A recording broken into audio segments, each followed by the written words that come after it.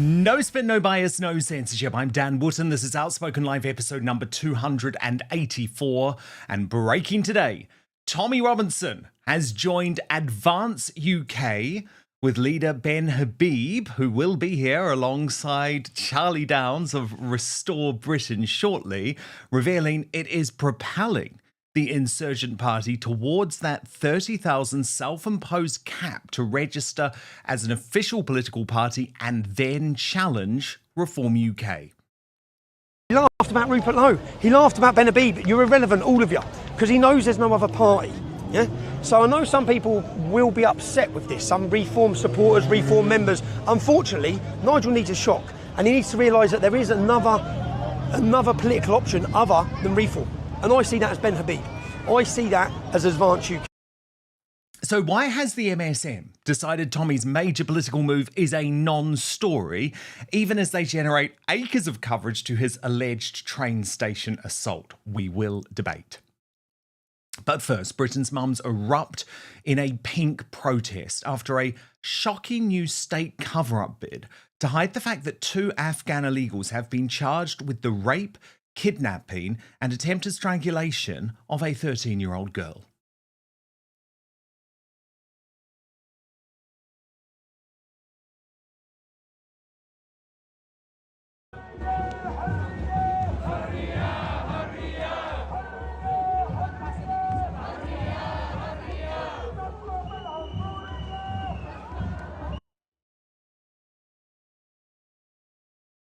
Sharma and the Labour government. Waste. He's ruined this country. Ruined this country. Nobody in England likes Keir Starmer. In my digest next, I'll expose how it was the hard-left Antifa mob, encouraged by Jeremy Corbyn and Diane Abbott, causing trouble at the weekend that was again ignored by the MSM. Also coming up on the show today, Leftie horror as Bushra Sheik launches a mortifying attack on my friend James Whale just minutes after his death was announced. We'll pay tribute. And Narinder Kaur is booted off LBC after an on-air clash with Nick Ferrari, but who's right? We'll show you what really happened. Then, in the uncancelled after show on Substack, Prince Harry has moved to sensationally deny claims he punched Prince Andrew so hard he left him with a bleeding nose. So why did he not do the same when his propagandist accused King Charles and Catherine, the Princess of Wales, of sickening racism? We'll team up with the Royal News Network to analyse the fallout from a Bombshell new book. You can sign up to watch on Substack, www.outspoken.live.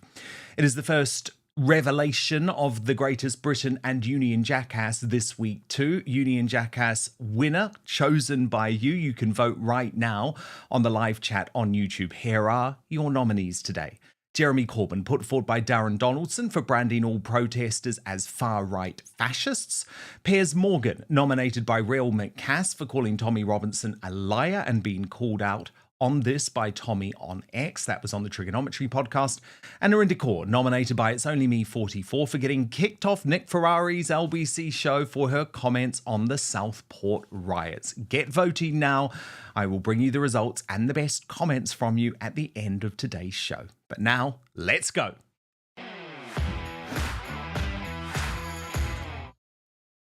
So it wasn't a far-right conspiracy after all. In the dead of the night this weekend, the illegals were transported into the luxury Britannia International Hotel, ready to deal drugs, terrorize the streets while delivering food badly for Uber Eats and Deliveroo, and most horrifically, continue the unrelenting sexual attacks on our young girls. The 1st of August.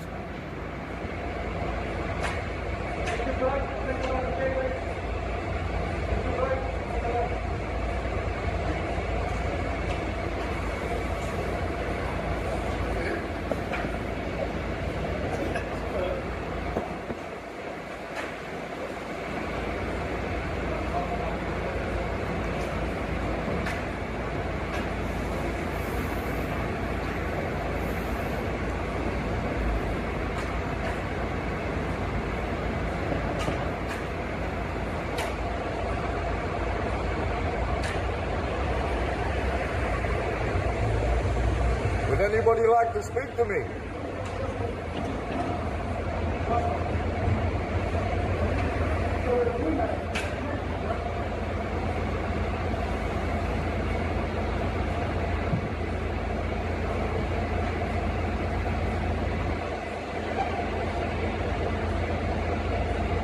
Now, what happened next was even more extraordinary, with those illegals immediately beginning work in our black economy, including as delivery drivers.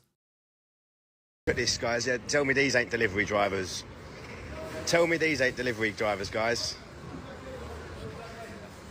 Oh, shit. There we go.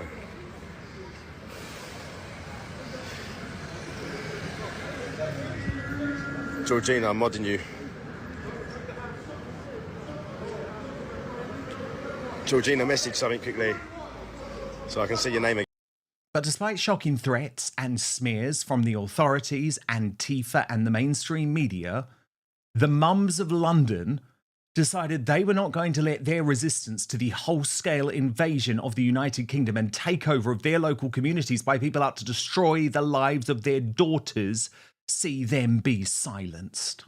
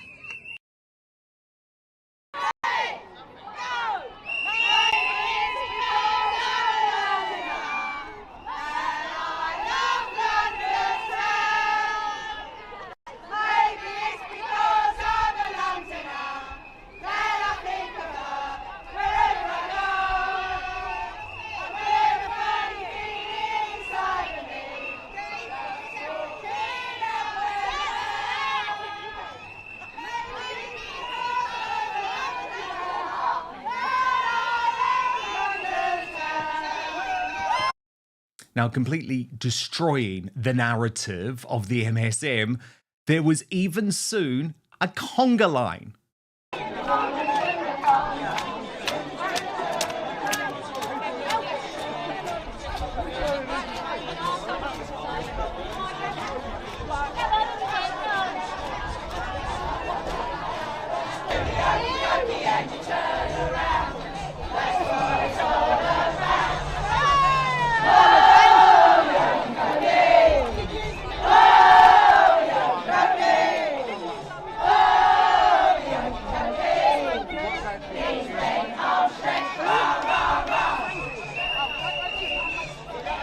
Just brilliant. Indeed, I mean, the only real negativity reserved for slippery Starmer.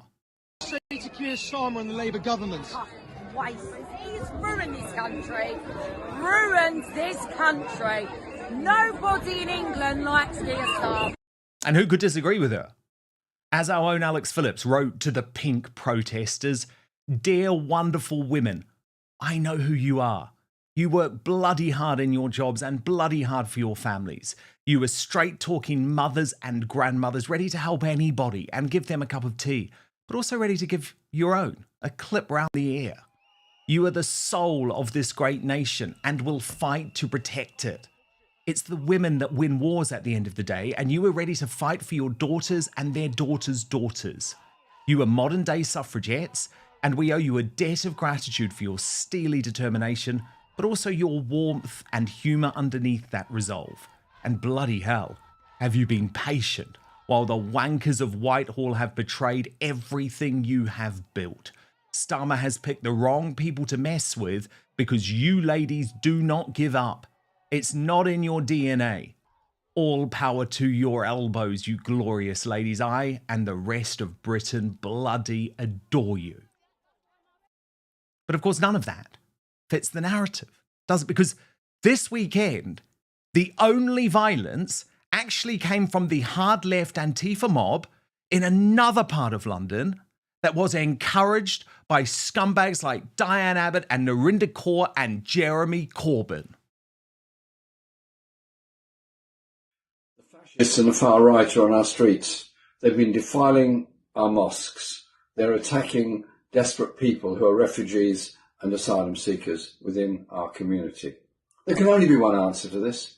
We stand together, all of our communities. We stand together against all hate, be it anti-Semitism, Islamophobia, far-right racism or anything. We are a community united. And look what happened after that call from Corbyn. Illegals taunting patriots out the window. But it was the hooded hard left mob responsible for the trouble as they happily chanted slogans like, "All cops are bastards." All cops are bastards! All cops are bastards! All cops are bastards! All cops are bastards!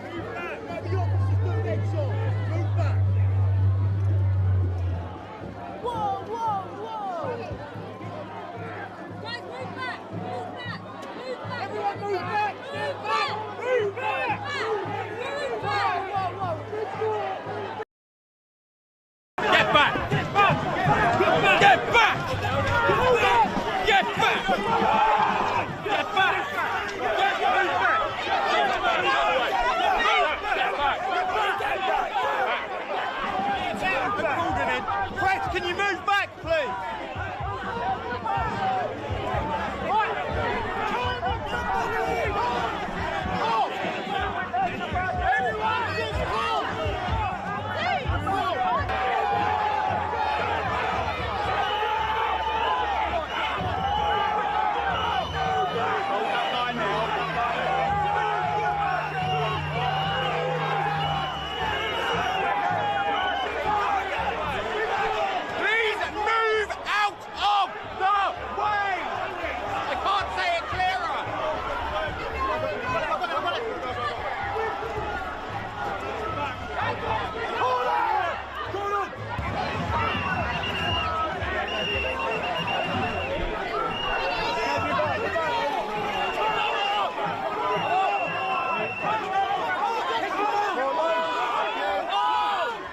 So yes, that's the Be Kind left, right? That is the Be Kind left, so horrified by their own behavior that they will not show their faces. And I just want you to imagine if that behavior had come from the patriotic mums outside the hotel in Erpin, outside the hotel in Canary Wharf, it would be leading every news bulletin in the country. You know that, I know that. But because it was the hard left, Jeremy Corbyn supported Antifa scumbags, it is ignored by the MSM, the regime media. As Chris Rose put it, a striking difference at the Barbican Hotel in London. Concerned parents peacefully protesting against illegal migration, no face masks, far-left agitators, military-style balaclavas to hide their identity, calling others Nazis. Can we talk about the far-left problem? Now, Vox Populi was on the scene and revealed the truth about the patriots who were there. It's been a roaring success. Okay, the mainstream media and all the papers are going to be talking about how big the anti-racist protesters were, but this is a community here. These here are people who live day to day and have to, they understand more than anyone else what that hotel being in there. This is the square that they can't use. Just behind there is the park that they can't use to the children because they're too scared. The community has got together and I love it. So it's been a roaring success. Yeah, by the end of Sunday, yesterday, it was the patriots who were actually punished by cops with, in Tommy Robinson's words, the decision to slap a Section 42 order on the Britannia Hotel. There's a Section 42, Section 42 in place of the 2001. You're causing distress or harm to the resident of this hotel. Yeah, you have to leave now and not return within 28 days to this area. If you don't If you don't, you will be arrested, okay? So you're telling me that we're not allowed to come back and protest For 28 days because you're causing distress and alarm to the resident of this hotel. Is there anything If you don't comply with that, We need the area to yeah, you will be arrested. So you need to clear out. Now remember, that was the scene where the patriotic pink protesting mums had been gathering, not the violent Antifa thugs. Although I should say the police did later clarify that they were targeting a specific group of protesters who they said were targeting the illegals inside the hotel. But all weekend long, there were examples up and down our great country of patriots expressing their fears for Britain in powerful democratic uprisings, while the hard left resorted to sickening violence designed to scupper free speech. As Douglas Carswell said, responding to these scenes in Manchester, centrist dads and Times columnists, it's not your country anymore. Meanwhile, 17-year-old Christian activist young Bob, you'll be horrified to know, was attacked by Islamists again. Don't do that. Listen, don't do that.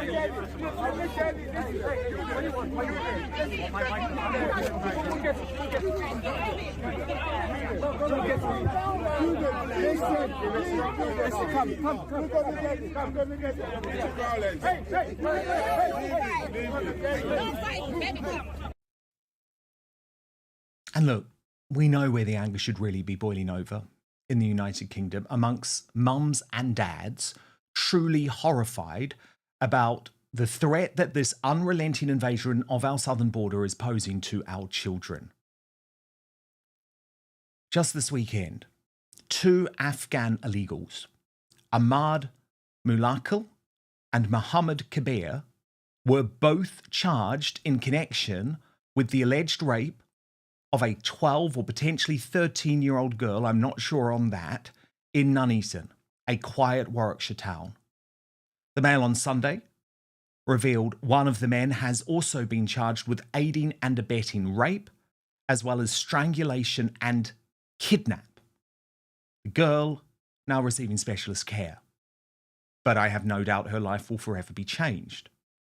Despite the huge interest in the incident, sources told the Mail on Sunday that the Warwickshire Police advised local councillors and officials not to reveal the illegal background of the 2 suspects and the fact that they were from Afghanistan for fear of, quote, inflaming community tensions. As Colin Brazier put it, if true, this is staggering. And unfortunately, it does appear to be true. With Reform's 19-year-old wonder kid, George Finch, the leader of Warwickshire County Council, writing to the Home Secretary Yvette Cooper and Chief Constable of Warwickshire Police, demanding they disclose the immigration statuses of the 2 men charged. He wrote, as you will know, the alleged perpetrator is an asylum seeker who currently lives in housing of multiple occupancy. This has caused unease locally, as residents have very easily been able to join the dots together and have concluded that this man is an asylum seeker. Residents of Warwickshire can see that they have not been told the full story. This is a gravely concerning development. If these accusations turn out to be true, it indicates that organised crime centering around the abuse of young girls is present in Warwickshire. This is unacceptable. In light of this development, I am calling on the Home Office to immediately remove and rehouse all asylum seekers currently living in HMOs within Warwickshire. Our community has had enough of the Home Office breaking planning regulations to turn sections of local communities into unrecognisable ghetto-like zones. Now, he's received criticism actually from the left for going much further at a press conference today with Farage. Watch this. It has to stop. A 13-year-old girl has been raped by 2 asylum seekers. And I was told that if I release this, I would be in contempt of court, and that I cannot release this due to this phrase, community cohesion. That's the problem. They're trying to cover up the minority, the people that are coming over on boats illegally, and the people of Nuneaton are hurt. They've had enough, and that's why I'm urging all council leaders from all parties to join me in campaigning to stop the housing of illegal immigrants in HMOs with Serco and the illegal immigrants in hotels. And well done for exposing the truth. Threatened, basically threatened, and told the public do not deserve to know the truth. It is absolutely disgraceful. In fact, it has shades of the same mentality at local level that led to Rotherham and the huge shock, not just we as a country, but the international community, who could not believe we'd sunk to those depths. Turning a blind eye, not telling the British public the truth. Now look, what's so fascinating is all the left-wing media care about now is whether George Finch, the 19-year-old council leader, has potentially committed some type of contempt of court crime. Because this is how the left and the deep state and the establishment and the mainstream media work to cover up these very real stories. I'm actually glad that Nigel Farage defended him in that press conference. Now, Charlie Downs of Restore Britain has actually gone one step further today, claiming Afghans do not belong in Britain because of a host of devastating statistics showing that they are 22 times more likely to be convicted of sexual assault than Brits, 11 times more likely to be convicted of drug offences, 11 times more likely to be convicted of robbery, 6 times more likely to be convicted of violent offences, 6 times more likely to be convicted of possession of a weapon, and 4 times more likely to be convicted of theft. And Charlie Downs joins us now on the Superstar panel alongside Advanced UK leader Ben Habib, whose party is celebrating after securing the membership at the weekend of Tommy Robinson. And Ben Habib, we will talk much about your big coup and the big Tommy Robinson signing very shortly. But I do want to kick off with this incredible cover-up, Ben, of what feels like the Warwickshire Council not learning any lessons, sorry, not the Warwickshire Council, the Warwickshire Police and the Home Office not learning any lessons from the rape gang scandal and actually caring more about this so-called community cohesion, which doesn't exist, by deliberately piling the pressure on the mainstream media and Reform UK not to reveal the fact that the 2 men charged with this horrific rape, and of course we have to say, Ben, as we always do, yes, this is going through the court process, yes, they are innocent until proven guilty, but why can't we know? Why can't we know that these 2 men are Afghan illegals? I don't believe that that challenges contempt of court at all. Well, it's straight out of the Southport playbook, isn't it? After Southport, we were told that the guy who stabbed one young girl 125 times before trying to behead her and stabbed the other 2 a similar number was actually a Welshman. We were told that by the Prime Minister. This cover-up effectively goes all the way to the top, from the police force, through the criminal justice system, to the Home Secretary, to the Prime Minister. And the reason that they're covering it up is because it completely invalidates their ideology, their fundamental belief that all of humanity should be allowed into the United Kingdom. And Charlie Downs is absolutely right to highlight the propensity of Afghans to commit various crimes over the propensity of normal British citizens. You know, if you go into a country which is effectively barbaric, a failed state that is Afghanistan, been at war for at least 22 years. Actually, it's never had peace, even before the last 22-year occupation by Western forces. There was tribal warfare. It was occupied by the Russians before that. And it goes back 150 years of non-stop warfare and failed statism. If you bring people from a barbaric state into the United Kingdom, do you suddenly expect them to behave like civilized individuals? Of course not. They're barbarians. If you bring barbarians to the UK, they will bring their barbaric behavior. But Starmer isn't prepared to face up to that, because that would do away completely with the whole thesis of multiculturalism, mass immigration, and at the root of which we've been hijacked by the Human Rights Act, which informs us that all of humanity is absolutely equal. It doesn't matter where they come from, what their cultural norms are, whether they hold us in contempt, whether they're antithetical to our culture and our views and our values. It doesn't matter. Everyone's blooming equal under the Human Rights Act, and we better just, just lump it. And that's the root cause of the problem. And unless we wake up to the fact that actually not everyone should be entitled to this come to this country, that we have to preserve civil society, that we've got to preserve our people, our culture, our constitution, and so on, and that we've got to make sure that to the extent that we have immigration, it's from people who are compatible and understand our constitutional and Christian roots and the way that we behave normally in this country. Unless we do that, there shouldn't be any immigration whatsoever. That's got to be the minimum bar, hasn't it? Indeed. And Charlie, are you saying a bit like the Trump travel ban, just we cannot take any Afghans whatsoever because these statistics are just destroying us? Why take the risk, Dan?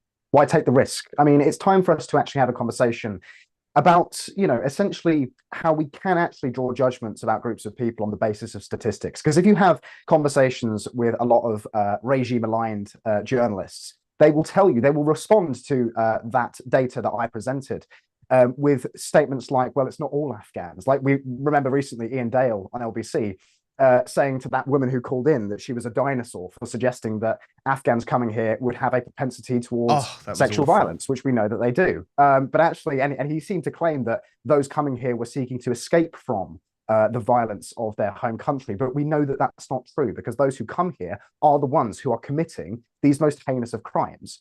So it's time, I think, I'm amazed at the moment by how quickly the discourse is moving. I actually find it very encouraging, because even 2 years ago, if you had said, made the kinds of statements that a lot of people are now making in the mainstream about the fact that actually maybe we should be drawing value judgments about these cultures from these backwards countries, about how they have no place in Britain, and how we can't begin to, we can't take the risk of inviting even some of them here, because what benefit does it bring us? I mean, there's another aspect to this, I think, which Rupert Lowe, my colleague, has been raising recently, which is that a lot of those coming illegally, it's not just that they come from criminal, backwards, barbaric cultures, as Ben so rightly said.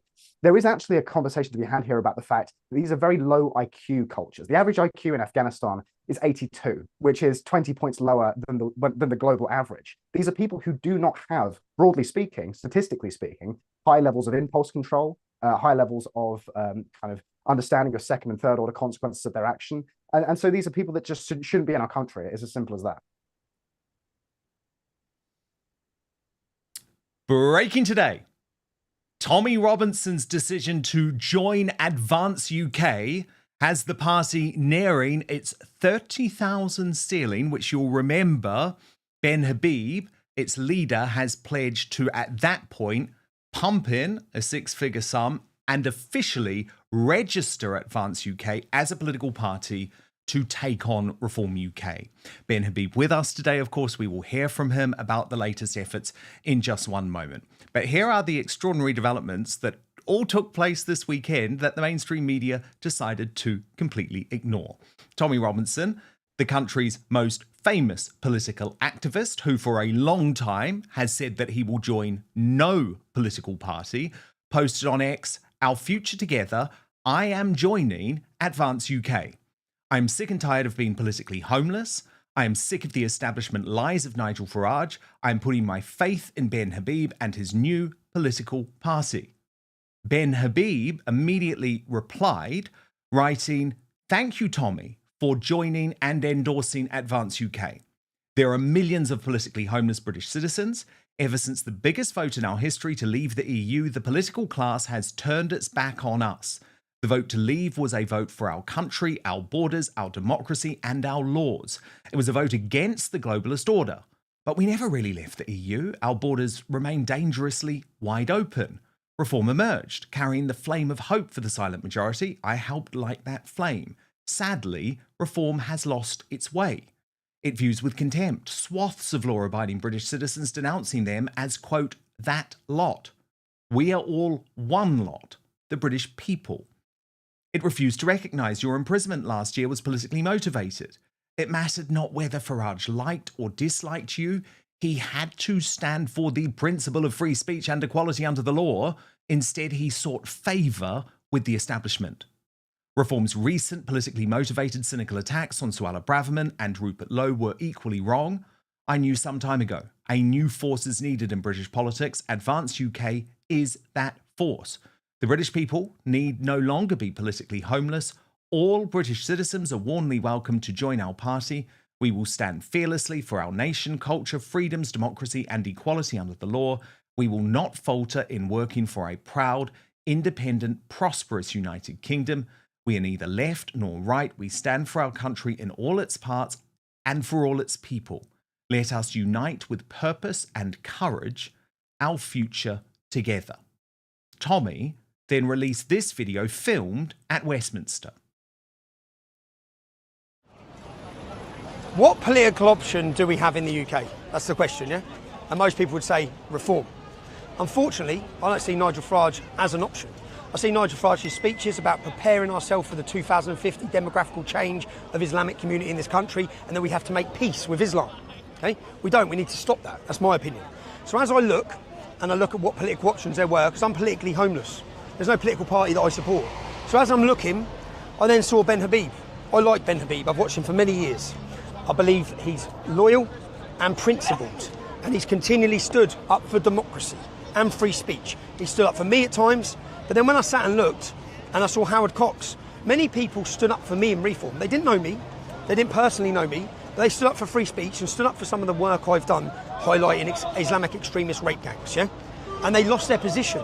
They were kicked out of Reform. Howard Cox was kicked out. Many people were kicked out. If you speak against Islam, you're kicked out of Reform. If you speak against transgenderism, you were kicked out of Reform. How can you have a political party that we believe is going to solve our problems that doesn't even believe in free speech? You can't. And do you know what Nigel Farage currently does? He laughs. He also said that Nigel Farage now needs a shock to the system. Even sitting there, he laughed about Rupert Lowe. He laughed about Ben Habib. You're irrelevant, all of you, because he knows there's no other party. Yeah? So I know some people will be upset with this, some Reform supporters, Reform members. Unfortunately, Nigel needs a shock, and he needs to realise that there is another political option other than Reform. And I see that as Ben Habib. I see that as Advance UK. I'm today joining Advance as a member. I've told many people I don't want to be in politics. I don't want to be a politician. I want to run a cultural movement. I want to do my journalism. That's what I've always wanted to do. But I want there to be a political option for the movement. And I hope that would have been Nigel. You saw the appeals I made to Reform. Please stop lying about us. Please stop. Just stop. Be the political party for the country. Be the political party that will stop immigration, that will do mass deportations. But time and time again, Nigel's told us he's not going to do mass deportations. He doesn't care about the demographical change to our country. All the things you think he represents, he no longer does. He's bringing in the left. He's going to be more left-wing than Conservatives. That's not what this country... And Tommy also made a point which I think is really fair, which is that every other country in Europe currently has a populist political voice. Every other country in Europe has a populist leader who's speaking for the people. We don't, unfortunately. So I'm joining Advance UK. I'd advise you to join Advance UK. Hopefully, if their membership soars, I think our movement of free speech and our movement needs a political home. And the leader of Advance UK, Ben Habib, joins me on the Superstar panel today alongside Charlie Downs of Restore Britain. So, Ben Habib, lots of questions to ask you about this. Had this been in the works for a while? Talk to me if there were any negotiations, or was this a surprise to you as well? And is it true that Tommy's decision to join Advance UK has pushed up your membership figures and you're now not far off that 30,000 ceiling? Well, I've got the screen open in front of me. It's something I monitor quite closely. And we've got 22,000 supporters now. So we're getting very close. We're getting very close. And I've been inundated with positive messages of support. A lot of those supporters came obviously before Tommy Robinson joined the party and he made that video. But there's been a real crying need, I think, from those people who had put their faith in reform, including Tommy Robinson. Remember, Tommy Robinson directed people to vote for reform in the general election last year. He stayed true to reform even after Farage was denouncing him repeatedly on the airwaves, which we can return to if you wish. But eventually, Farage just went too far. And as Tommy Robinson correctly pointed out in his video, Farage is taking in the left. He's taking in the one nation wet Remain voting Tories who brought this country to the difficult position in which we now find ourselves. He's taking in Labour councillors, Liberal Democrat councillors. Today, he had a chief a spokesman for the police or something or the other, their new justice spokesman, and suggesting that transgender women, in other words, men, should be allowed to go in certain circumstances under a risk-assessed approach into women's prisons. Reform has completely lost its way. Farage doesn't care about the demographic change in this country. He doesn't believe in deporting all illegal migrants who are here. He's lost the plot. And I've known for a long, long time that a new political force is needed, and Advance UK is that force. And we are going to reach that 30,000 target. Our application for the Electoral Commission is absolutely ready to go. The minute we hit that target, it's going in. And you put your six-figure sum in, and all of a sudden you're a party that genuinely wants to challenge Reform UK and will run by-elections, etc., etc. We're going to challenge all the parties. We're going to challenge all the parties. We are here to set the narrative for the nation state of the United Kingdom of Great Britain and Northern Ireland, freedom of speech, democracy, and equality under the law. The four basic principles by which every single political party should be governed, but actually none of the main parties are. The Conservatives have lost sight of democracy and what it means to be a nation state. They're the ones, for example, who put a border down between Great Britain and Northern Ireland. Farage couldn't care less about that border. He has said a united Ireland is inevitable. He shuts down free speech in his own party. You're not allowed to say things with which he personally disagrees, and you're rubbished and thrown out, as Rupert Lowe experienced and others, dozens of other people have experienced. We need a party that will not bend, a party that won't be politically expedient, has a political philosophy in which it believes, stands its ground, and then makes the case and delivers on the case for a proud, independent, prosperous, united kingdom. And the only way to do that is through the ballot box, and which is why it has to be a political party. I wanted the 30,000 hurdle to test my own belief that there's a desire out there. But the fact that within 5 weeks, Dan, in 5 weeks, we've got to 5 times the membership of UKIP. In 5 weeks. And we're now the 7th largest party in the United Kingdom. These are paying supporters, aren't they? And that's a big difference between you and what you're doing at Advance UK and what Jeremy Corbyn and Zara Sultana are doing, because they're talking about these huge numbers that they've got, but none of these people have actually put their money where their mouth is, which of course you need those funds for a political party. Can I just ask, Ben, do you see a possibility of a future where Tommy Robinson runs for a parliamentary seat, for example? Lots of people have suggested, wow, imagine if Tommy Robinson were to stand against Nigel Farage in Clacton, for example. Do you see that potentially happening? Have you had any discussions if he has any actual interest to run for Parliament? So just a couple of things before I address that. To be absolutely clear, any British citizen on the electoral roll is welcome to join Advance UK. We are not policing our membership.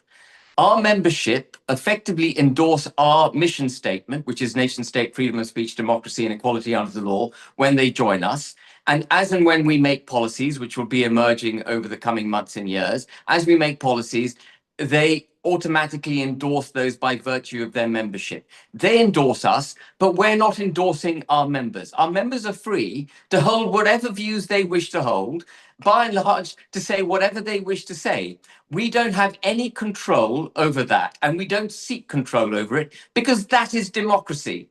If they're good enough to vote in this country, they're good enough to be members of our party. So I just want that completely clearly set out there. Tommy Robinson, I think in that video that you showed, actually said he doesn't want to be active in a political party. He wants to be a journalist. He wants to be in a movement. And so I don't think there's any desire by him to be an MP or to stand in elections or, to even be a member of our college, which is the kind of intellectual ballast through which we'll be making policies, amongst other things.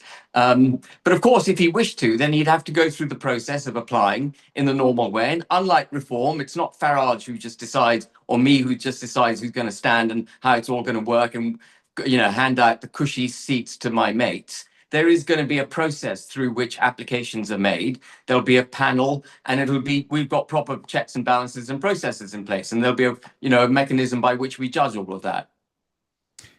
Charlie, I wanted to ask you about how the mainstream media has just ignored the story, because you will have seen they have gone tonto over the past week about this possibility that Tommy Robinson was responsible for an assault at St. Pancras Station. Obviously, we covered that in depth last week, and there are two very clear sides to the story, and Tommy is absolutely adamant that the CCTV will back up what he's saying, and that, in fact, it was a case of self-defense. But as Lauren Kimberly Lunn Farrow, the media commentator, pointed out on this story, mainstream report on the news that fits their agenda.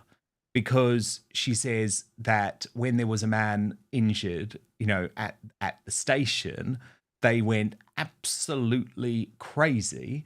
However, Tommy Robinson joins that advance and the entire mainstream media hits mute. Not because it's not newsworthy, but because it's inconvenient. Like him or not, this is a major political move and story. The silence isn't accidental, it's censorship. When the truth doesn't serve their narrative, they bury it. Charlie. Yeah, well, I mean, I've long maintained that Tommy Robinson, I think a lot of people get Tommy Robinson wrong, because what I view him as is basically as a manifestation, a symptom of a far more fundamental issue, which is basically white working class anguish over immigration and Islam. And all the while those fundamental causes go unaddressed, you're going to see Tommy Robinsons, continue to exist. And actually, they will probably become more and more radical as things continue to get worse. But on the other side of that, Robinson has also served as a useful tool for the establishment for the entirety of his career, really, because to a certain extent, he's made it easy for the mainstream to present authentic concerns about immigration and Islam as being the domain of a kind of, essentially what a lot of people would view as a kind of thuggish working class kind of perspective. Now, I think that's completely unfair, because I think that it's totally reasonable and totally understandable and totally moral, actually, to have concerns about immigration and Islam. But it's been the domain of the Tommy Robinsons of this world, more or less, for my entire life. And this is why this is what I wonder, Ben, about your strategy, about whether it will potentially, his involvement might alienate more people than it will attract. Because from an electoral strategy perspective, I feel like, I think about people in my own life who are not particularly political, who if you mention the name Tommy Robinson to them, they'd probably recoil in fear. And I'm not saying that that's a justified thing at all, because again, I think Tommy Robinson. Ben, do you want to come back on that? Many things. Yeah, I mean, I think that it comes down fundamentally to freedom of political association, which, by the way, under the European Convention of Human Rights, is a human right. And as I said, we are not going to police people who join our party. Why would we throw out someone from the party if they're a British citizen and can vote? That would be politically daft. We can police our own executive, we can police our MPs when we get them, we can police our councillors, and we will ensure that we come up with policies which won't result, hopefully, in violence on the streets, because we will address the concerns of the British people and we will settle the British people. But the party needs to be judged by its representatives and its executives and its policies and mission statement. It cannot be judged, and nor should it be judged by its membership, and nor should the party judge its membership.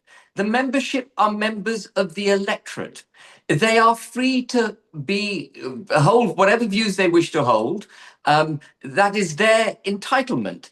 And it's not for us to dictate to it. And I think we need to be brave in this country and stand up for freedom of speech and not be cowed by the mainstream media or the commentariat or the received ideological so-called wisdom of the last 30 years of governance, which is basically played that tune, which is if you disagree with multiculturalism, you disagree with mass immigration, you're done. Indeed, but see, I might take the slightly different point of view to Charlie, which is going even one step further, I guess, Ben, from where you're at, which is, I would argue to you, isn't that almost underestimating what it means to have Tommy Robinson as a member of your party? I mean, what is going to be arranged in September, unless the authorities are able to use this potential assault to shut it down, is going to be a truly seismic event in British culture. You look at all of the people flying in around the world for the Uniting the Kingdom free speech rally. That is going to be a really significant moment. Don't you actually want to be saying, we've got Tommy Robinson in this party? If you're a Tommy Robinson supporter, sign up. Isn't that what's going to get Advance UK starting to register, for example, in the political polls, which is important if you do want to be able to show to the mainstream media, look, we're getting momentum here? That's to Charlie, I think, isn't it? Now to you, Ben. Oh, to me. Well, I mean, we've got to be brave. We can't be cowed. We must stand up and call it as it is. There are millions of people, as evidenced by the membership that's gone up over the weekend, who wish to be represented in politics. Reform doesn't represent them. These people are worried about the rate of demographic change. They're worried about mass immigration. They stand against multiculturalism. They don't believe that by self-identifying as a woman, you suddenly become a woman. They don't believe that British culture should be set aside. They believe in the Christian constitutional roots of the country. They see the country as the United Kingdom of Great Britain and Northern Ireland. They're proud of the Union flag. There is no party in mainstream politics representing those basic functions. And so any impediment to our being able to prosecute and promote our mission is an impediment that I will ignore and I will push aside. I'm not going to be cowed. I'm not going to be held back just because there might be someone giving me a disapproval tut-tut. I know it's absolutely right that if you're a member of the electorate, you should have freedom of political association. I know it's absolutely right that our mission statement is upheld and delivered for the British people. I know it's absolutely right that we have to stand up to the global liberal order and return some understanding of what it means to be the United Kingdom. All these things we stand for are absolutely right. So I'm not going to be cowed by the BBC, Sky News, or indeed, Dan, may I say, journalists who are ostensibly on our side of the fence, who suddenly throw their hands up in horror because Tommy Robinson has joined the party. I'm not going to be cowed. No way. He's a member of the party. Any British citizen, member of the electorate, is welcome to join our party. And it'll be absolutely the end of democracy in this country if Advance UK takes the knee now, because everyone else has, including Farage. Good. And I think that is the right approach to take. I really do. And I feel like the game is changing here. And eventually the mainstream media will have to catch up. So it's going to be absolutely fascinating. But I would say use that support from the Tommy Robinson base, because what Advance UK needs to do now is start showing up in some of those polls to make it clear there is a realistic alternative to Reform UK, because a lot going on with Reform UK is leaving people gobsmacked at the moment. Like, how on earth would they be in a position where they were starting to say, yes, we believe that in some cases it is appropriate for trans people, so men, right? Men, biological men, to be housed in women's prison. That one just blew me away today. But this is the problem. When you take on the establishment into your party, very often you do take on many of their worldviews. Breaking today, the death of a true radio legend. My friend James Whale passed away this morning after a vigorous battle with cancer. My God, he defied the odds. But of course, in his death, and I'm going to be honest about this, and this is why I'm covering it today, James would have loved this. James would have loved the fact that it's his death that has been able to bring out the worst of the hard left in this country, the be kind left in this country. So, of course, as you'd expect, all of the usual tributes poured in, and my God, they were deserved. Piers Morgan posted R.I.P. James, one of Britain's all-time great radio talk show hosts and a fantastic bloke. Nigel Farage posted James Whale was a broadcasting pioneer, legend, and the king of late-night talk radio, but most importantly, he was a friend who will be missed. But amongst all of that, the former Apprentice contestant, a woman who regularly appeared on GB News until relatively recently, Bushra Sheik, showed the true colours of the left in this country. Literally minutes after James Whale's death was announced by Talk TV, and we'll bring you that announcement in just a few moments, Bushra Sheik posted, "Just because he's dead now doesn't take away all the racism and anti-Muslim hate is spewed. Good riddance. He was horrible. God will deal with him." Now, I replied to Bushra and I was like, honestly, Bushra, that is an example of the be kind left striking again. But guess what? James would actually have loved this response because James always wanted to cause trouble. He always wanted to cause debate. You have played into his hands, my love. And she said, "I'm not kind about bigots, Dan, even if they're dead. Now, some may find it unsavory, but I should be entitled to my opinion about a person. At least I don't pretend. He cheered on dead children for months. I cannot find empathy for that." To my superstar panel, Charlie Downs and Ben Habib. Charlie, wow. Obviously, I do want to pay tribute properly to James, and we will do in just 1 second. But isn't this a sort of hijab off moment, right? The true colours of the hard left show up in all of their glory here. This is about true destruction. That's what Bushra Sheiks want. Yeah, I mean, it's a despicable thing to say. I think I may have met James Whale once, but I didn't know him at all. But he seemed like he's a very well-liked man among people who I know.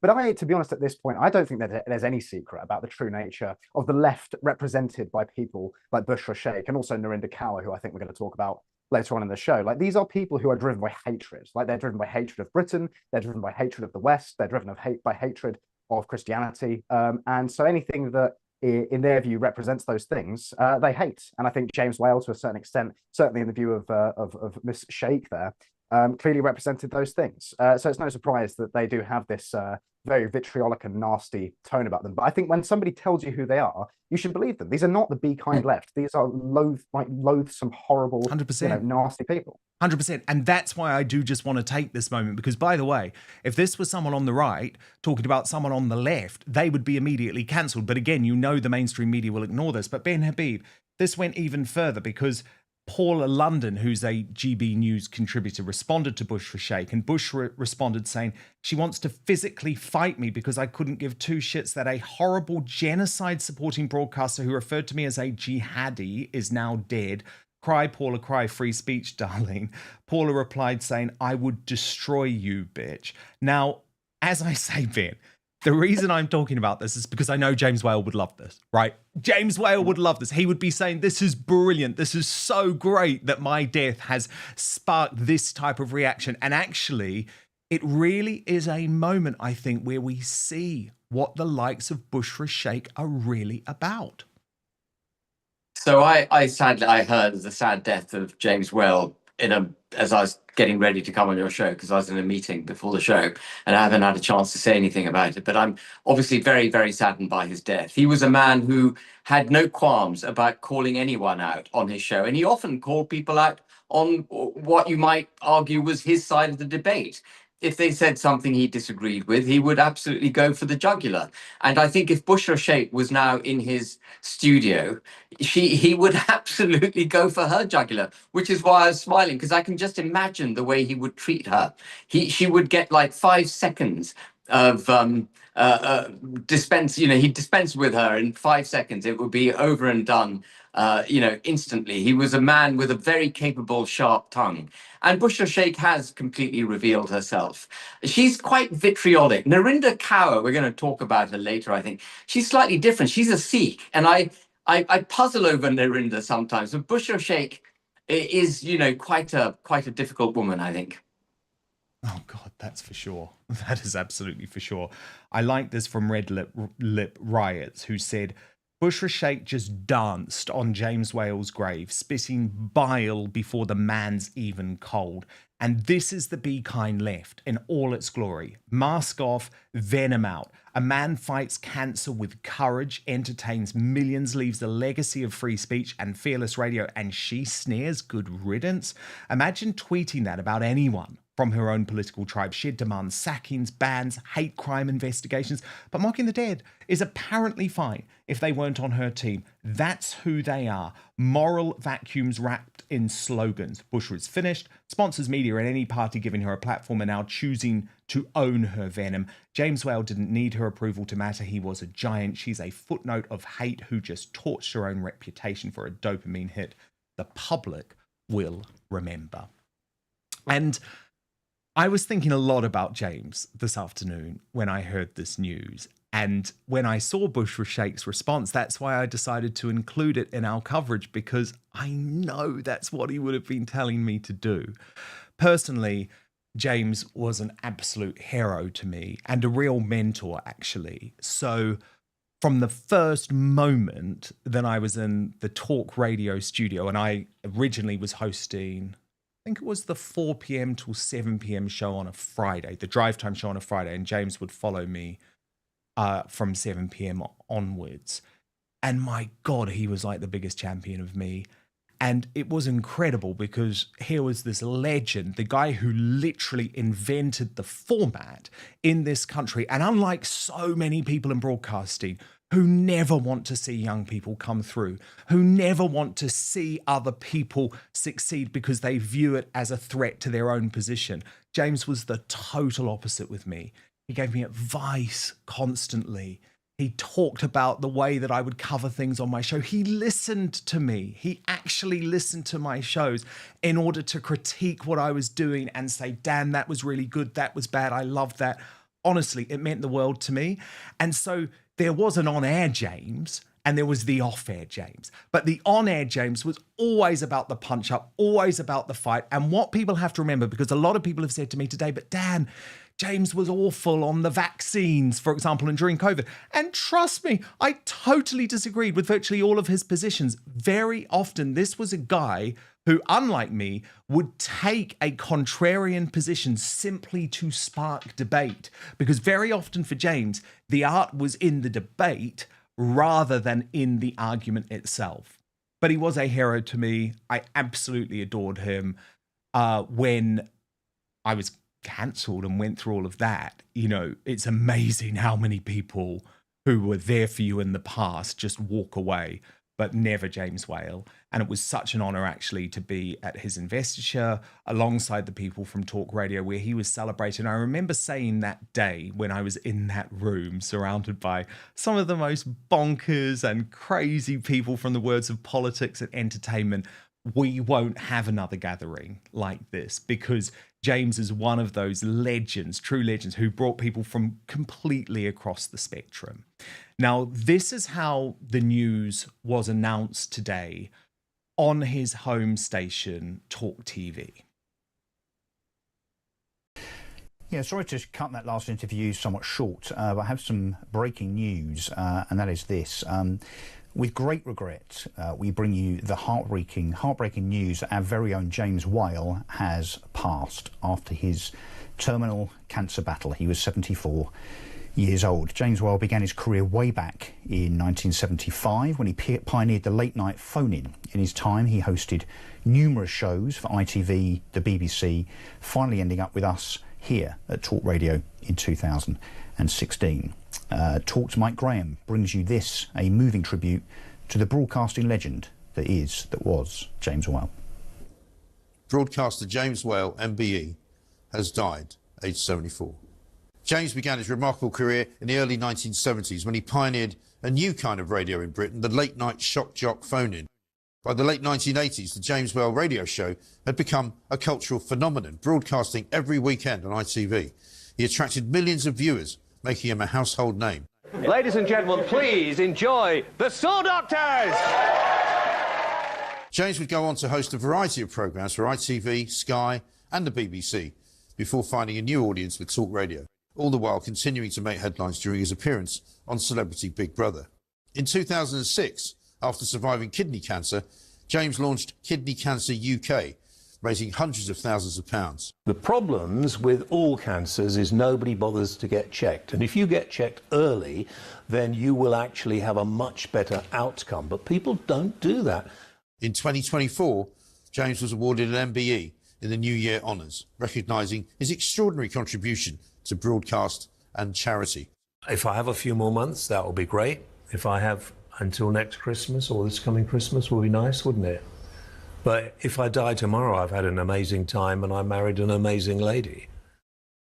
James Whale broke the rules, he shaped the airwaves and did it all on his own terms. For millions, James wasn't just a broadcaster. He was a companion, a provocateur and a good friend that we'll all never forget.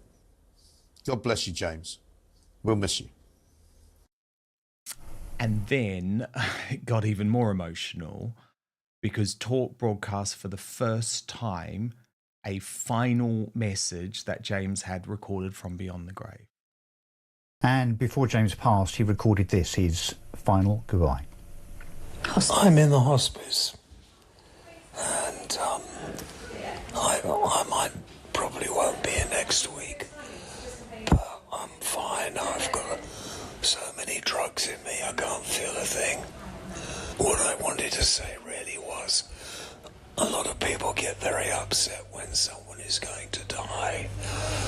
I'm the person who's going to die, and I'm quite relaxed about it, aren't I? You have come to terms with it brilliantly. You find it more difficult? I do find it quite difficult, and the hardest bit is when people are sending you such lovely messages, you know, some voice notes and little messages saying how important you've been in their lives and everything, and it's just thank you for those messages. It's really quite moving. Well, we end up crying quite a lot. They make us cry, but in a good way. Yeah, I have no pain from this voice. It just won't work. And it's such a shame for you, because obviously your voice is your thing. Yeah, but the sun is shining. And I'm kind of going through my life, if you like. And I'm very upset and worried about Nadine. Oh, don't worry about me. We've been having some lovely time reminiscing about all the lovely things we've done, haven't we?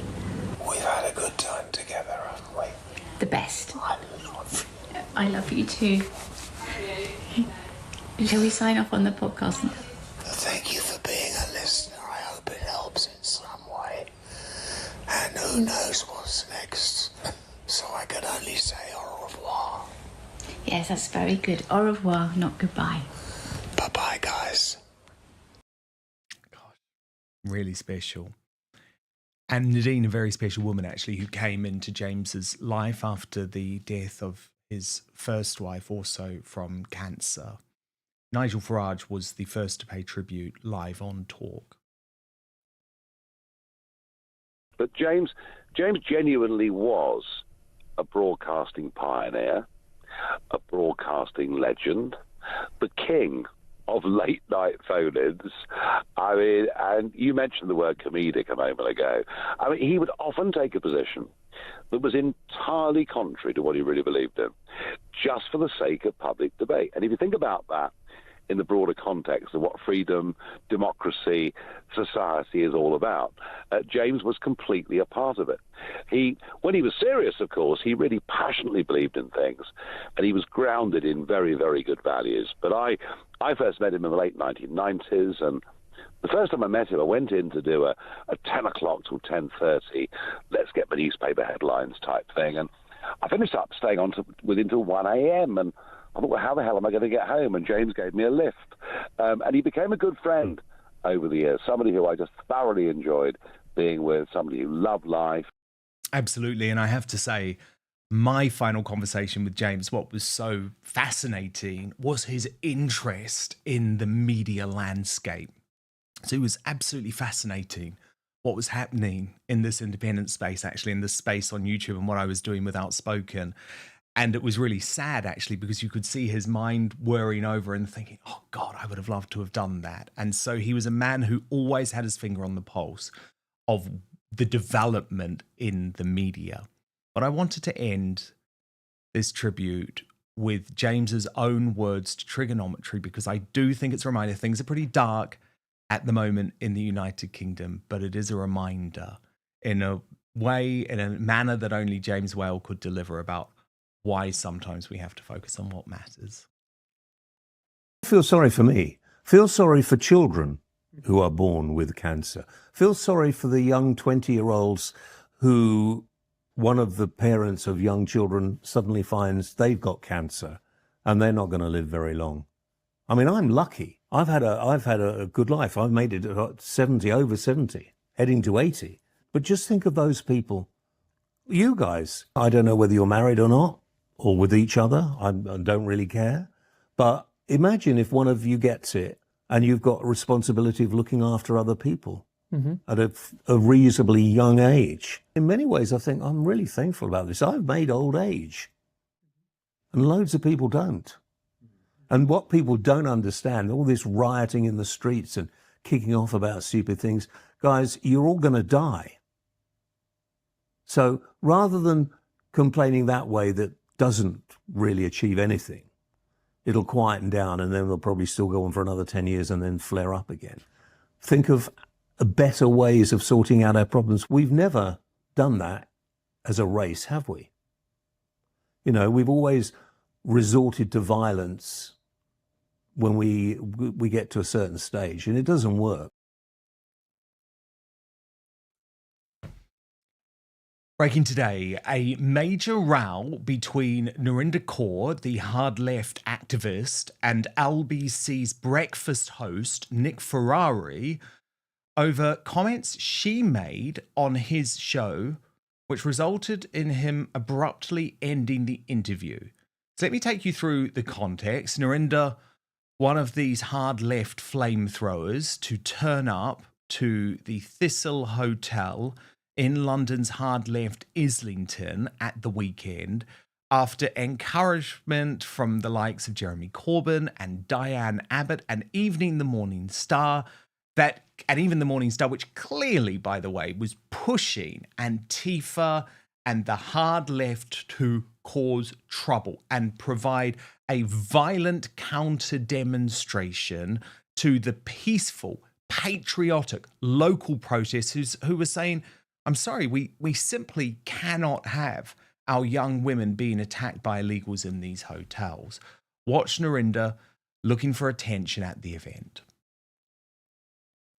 I am in Islington outside the Thistle Hotel, and there is hundreds of people here welcoming and making the refugees in that hotel feel that they're welcome. And over there,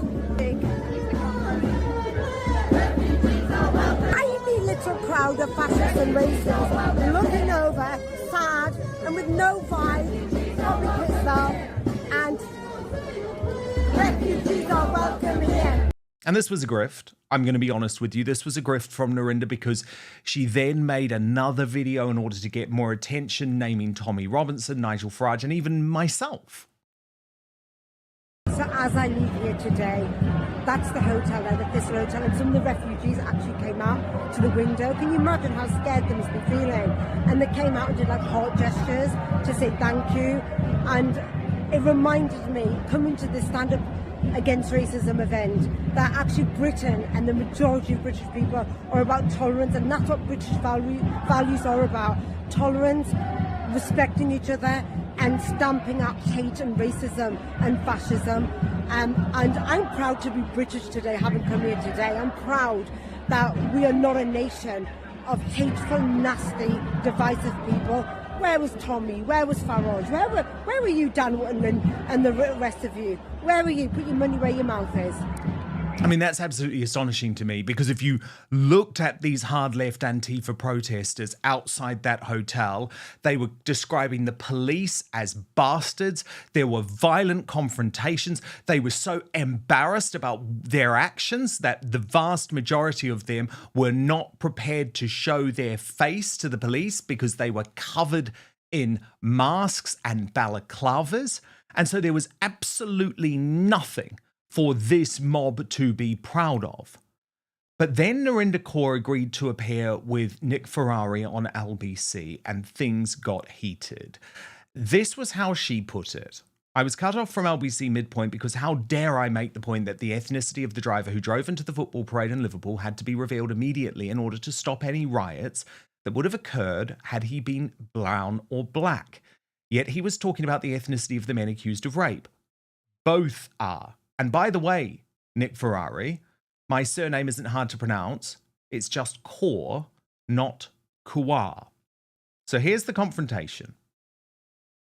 Back to those awful riots of last year, would you accept they were fueled by a lack of information, a belief that the person involved was an asylum seeker who'd come over on a dinghy? Would you accept that? No, I wouldn't accept that. What I would accept is that there's been a massive amount of misinformation. What fueled those riots then, Narinder? Scapegoating, asylum seekers. Narinder, do you recall?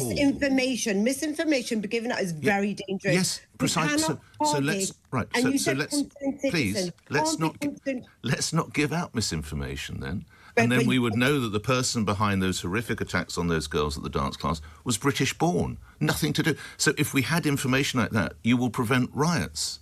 No, you got the rights at that because you were given misinformation that he was a Muslim, illegal immigrant. I know, and if we'd had the truth, it wouldn't have happened. No, because actually you give the truth now and you're still having these demonstrations up and down the country, and actually it's not locals. A lot of these protests have British first, EDL, neo-Nazi. Yes, I agree. They're not local groups. So, and they've been found, this is found to be true. Why are they all wrong? Okay, Nick, so when we have the Liverpool... But why are they all wrong, Narinder? No, because even if they did give the information, you would still have rights. So we will end it there. That's going before the courts. We're going to have to end there, Narinder. Thank you, Narinder Kaur. You're a broadcaster and social commentator. I'm sorry, but you cannot get into live cases. I'm grateful for your time. Let's get to the headlines. And Narinder, of course, viewed her dumping as some type of conspiracy. So I've just been cut off by Nick Ferrari midpoint because I was making a good point. Because apparently, how dare I bring up a live case? We were talking about the alleged cover-up of the ethnicity of perpetrators of crime. So, for example, the two men who have been charged with the rape of a poor 12-year-old girl, why that was covered up. And I mentioned, well, last year's race riot, when you tell people the perpetrator is an asylum seeker, brown or black, you will immediately get riots because of the misinformation being spread and the hate towards asylum seekers. And I said, for example, the Liverpool driver that drove into those crowds of people at the football parade in Liverpool, I said immediately they had to say he was white in order to avoid riots, because suddenly silence. No one did a thing at the minute they found out he was white. It was silence, no one cared. But had he been brown or black, there would have been riots. So there's a reason why the police or the authorities have to sometimes hide this, because there's obviously a racist undertone here and you can't deny it. But my point being, he's talking about a live case, the two Afghan men who have been charged. Mine was a live case. So how can he talk about it and I couldn't? It just doesn't make sense. I mean, honestly, genuinely, tell me below why he was allowed to talk about the Afghan case, but I wasn't about the Liverpool case. to my superstar panel now. Ben Habib, the leader of Advanced UK, and Charlie Downs of Restore Britain. I mean, Charlie, look, I obviously totally disagree with all of Narinda's talk of that disgusting Antifa violence. Jeremy Corbyn sort of encouraged it at the weekend being anything other than revolting. Certainly not a great example of what it means to be British.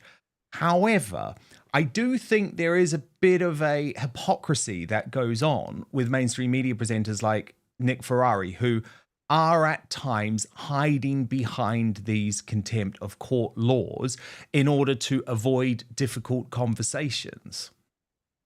Yeah, no, I think that's probably true then. I've been on LBC a number of times myself, and they are, let's just say, not the most honest broadcasters. But I do think there is a larger issue here, which I think is interesting, that there's a number of layers to, which is that these organizations that Narinda Kaur was associating with and marching with in that video, like Stand Up to Racism, for example, these are not like grassroots activist organizations. These are not organic protests. These organizations, in many cases, like, for example, Stand Up to Racism, literally receive state funding. Stand Up to Racism has received hundreds of thousands of pounds from, for example, Bristol Council, right? It's essentially an arm of the state. And so when you see them deployed at these asylum seeker, anti-migrant hotel demonstrations, what that is the state deploying its foot soldiers. This is not some organic counter protest. And I think another thing that all of this shows is that the left do not care, as they claim to. They do not care about the working class. They do not care about vulnerable people. What they're actually motivated by is hatred. They're motivated by hatred of Britain. They're motivated by hatred of England. And actually, I think they're motivated by hatred of white people, because that's the thing that seems to unite so many of these people. They just seem to hate everything that the West represents. And so, when you can't engage honestly with these people because they're not prepared to engage honestly with us. Like Narinda Kaur, for example, is such a dishonest actor, and she uses such dishonest tactics that you can't meet her on a level playing field. And so the right response to these people is to not give them the attention they deserve, or rather that they not give them the attention that they don't deserve. And just dismiss them as essentially mouthpieces of the state, mouthpieces of the regime that just simply don't represent the interests of anybody apart from those currently in power. Ben Habib, I guess the problem is that so often we see the mainstream media allow people like Narinda Kaur, like Diane Abbott, like Jeremy Corbyn to paint themselves as the good guys, when quite clearly the footage that we saw at the weekend proved it to be anything but. Well, that's the point. And the way they claim the moral high ground by using words like they stand for anti-racism, as if challenging people who've broken into your country illegally somehow makes you a racist. I'm half Pakistani. My dad is Pakistani, and I'm absolutely, appalled by the inability of our state to police our borders and to deter dinghies coming to this country. I'm appalled by the sights of illegal migrants who are criminals by virtue of the fact that they've broken into the country being given 4-star treatment, literally. I'm appalled by it. And there's nothing racist or xenophobic about wishing to stop it. It must be stopped. You can't be a nation state if you don't have borders. It's fundamental. Borders are fundamental for the existence of a country. But of course, it's the liberal global order that sees, I think this is the kindest interpretation of their motives. They see prosperity for the world as the aim for which they should be going.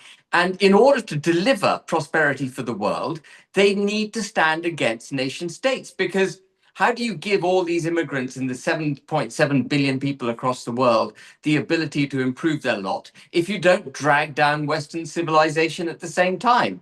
That's effectively the agenda that's being delivered. That's the agenda pursuant to which this country's been governed for the last 30 years, which is why, just without wishing to bring it back to Advanced UK, but our first statement in our... Do it. We have 4 elements, as I've mentioned, to our mission statement. The first of which is the nation state of the United Kingdom of Great Britain and Northern Ireland. Now, you'd think that's a statement of the bloomin' obvious, but it isn't, because people who set aside our borders do away with the nation state. And we've got to fight for the reinstitution of our borders so that we can be a country, literally, so we can just be a country. Ben Habib, leader of Advance UK, Charlie Downs, who is part of Restore Britain. Thank you so much for being here on today's Superstar panel. Really great stuff. And thank you for your company all day too. Have to say thank you to some of you for super chats. Leslie B, Cindy Lou, Radio Gaga 8391, and Alex Marmon as well. And Alex Marmon says the nobody who wrote a nasty message about James Wales should be a contender for Uni and Jackass. She showed her true colours and people won't forget. Now, that is obviously in reference to Bushra Sheik. And do you know what, Alex? We were a little bit too late for today, but I'm going to take this as a nomination for tomorrow because Bushra Sheik, my God, she deserves to be nominated. I couldn't agree more. Lots of you weighing in, though, on the debate in regards to Advance UK and whether Tommy Robinson has made a mistake going into this political arena and taking on Reform UK. So Emma Carpenter writes, Advance UK is totally pointless. Everyone knows this, waste of time. They're just to try and annoy Farage. It won't work. No one knows about Ben or cares for his aggressive arrogance. Waste of time. Annie H says, Reform isn't even a party, it's a business, with Zia Yusuf Muhammad owning half, so she's on the other side of this. Baron Tormunda says, if a general election was held tomorrow, I would vote Reform, as I want Labour out. However, Advance UK is my number one choice, and I hope they will grow in time for the general election. I get that. You've got to be strategic, don't you?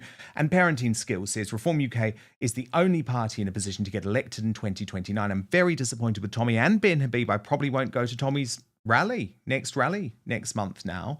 Although Private Jose, last super chat of the day, B32, says, please everyone sign up to Advance UK. It is only £10. So there you go. Split opinion on that. Time now to reveal today's Greatest Britain in Uni and Jackass, though today's nominees for Jackass: Jeremy Corbyn, put forward by Darren Donaldson for branding all protesters as far-right fascists. Piers Morgan, nominated by Real Mick Cass for calling Tommy Robinson a liar and being called out on this by Tommy on X. We were going to cover this story today, but because of the news of James Wales' death, we've delayed it until tomorrow, but we will come back to that story tomorrow. And Narinda Kaur, nominated by It's Only Me 44 for getting kicked off Nick Ferrari's LBC show for her comments on the Southport riot. And it was close today. In third position with 25% of the vote, Piers Morgan. The runner-up with 32% of the vote, Jeremy Corbyn. But today's Union Jackass, the worst Briton in the world today, with 42% of your vote, it's Narinda Kaur. And of course, there can only be one Greatest Britain today. This was my nomination, James Whale. You good man, you. The legend of talk radio, the man who brought the talk genre to this country. That was when I was with all my former friends from, well, my current friends, but my former colleagues from Talk Radio: Julie Hartley-Brewer, David Bull, Ian Collins, Kevin O'Sullivan, Alex Phillips, Mike Graham, Jeremy Kyle, and we had such a wonderful night celebrating James Whale after his investiture. And as I say, it was just amazing to see all of these people in the same room that usually I don't think we'll ever see together again in that way, because James Whale was one of those genuine originals who bridged the divide between news and politics and radio and entertainment. And even though, unfortunately, today's news has been long expected, it still certainly hit me like a hammer blow. And I'm sure many of you feel the same. I know Karen Hankey and the Dan Wooten Outspoken Club on X was saying she was watching James's final message earlier and just sobbing. So all of my love to Nadine and to all of the colleagues and supporters of James Whale. But he puts a smile on my face as well, and I'll never forget him. I'll never forget what he did for me and for my career. Okay, we're moving to Substack now to team up with the Royal News Network for all of the news out of Buckingham Palace. www.outspoken.live is the address if you do want to sign up. But we will be back with you live tomorrow, 5 p.m. UK time, midday Eastern, 9 a.m. Pacific. Hit subscribe if you're watching on YouTube or Rumble. And most importantly, I promise to keep fighting for you.